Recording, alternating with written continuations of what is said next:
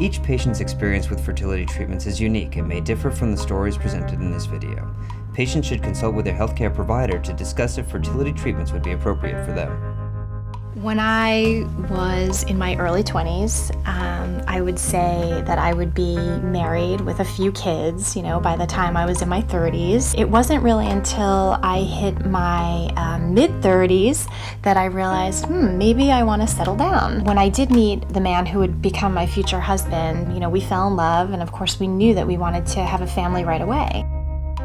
One day we went to my OBGYN. We were in the chair and my husband was holding my hand, and we were just like kind of two expectant parents. We saw the technician. She sits down and she says, I'm really sorry to inform you, but we're not hearing the fetal heartbeat.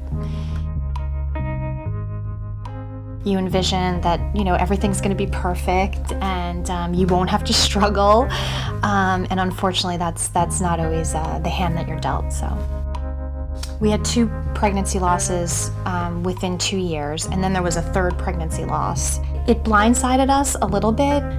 We're having trouble having children, and we need to go see a specialist. And what does that mean for us? We made an appointment with this reproductive endocrinologist, and you need to have a sense of, I'm putting my hopes and dreams in this person's hands. We felt very comfortable and very safe, which I think is really important. Our goal was to try and get pregnant, and that's kind of what we focused on, was like the bigger picture. We switched reproductive endocrinologists 2 times, and each time we kept thinking, okay, maybe this person can help us, and if not, who can help us achieve our goal? And when IUI failed several times, that was when we kind of again moved on to the big leagues of IVF.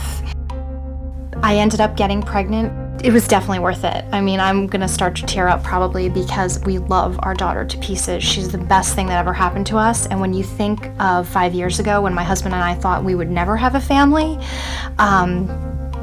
it is pretty emotional. There are so many old wives' tales about fertility treatments. We're here to demystify all of that. How do I know if I need to see a specialist? So if the couple's been trying to get pregnant for a year, it's time to get some help. And if a woman's over the age of 35 and trying to get pregnant, 6 months is more than enough time before she goes and seeks some help. I'm 31. Is that too old to have a baby? Absolutely not. Women who are 26, 36, and even 46 can get pregnant.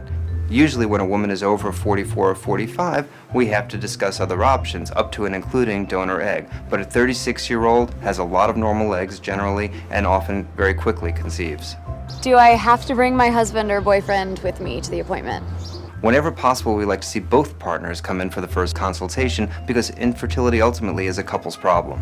What are some myths about fertility?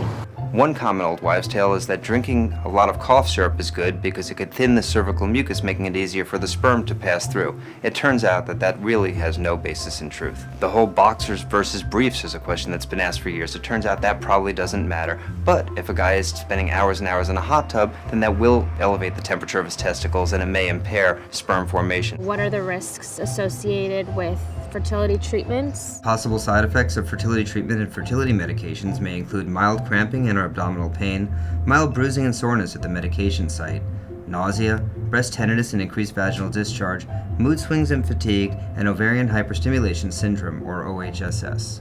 OHSS involves sudden ovarian enlargement accompanied by fluid accumulation in the abdominal cavity. This may occur with or without pain and with or without accumulation of fluid in the lungs. OHSS is caused when the ovaries become overstimulated by the various hormones that cause follicular development. Your doctor will monitor you frequently to help address these risks. Thank you for taking this tour with us today. For more information, please visit fertilitylifelines.com.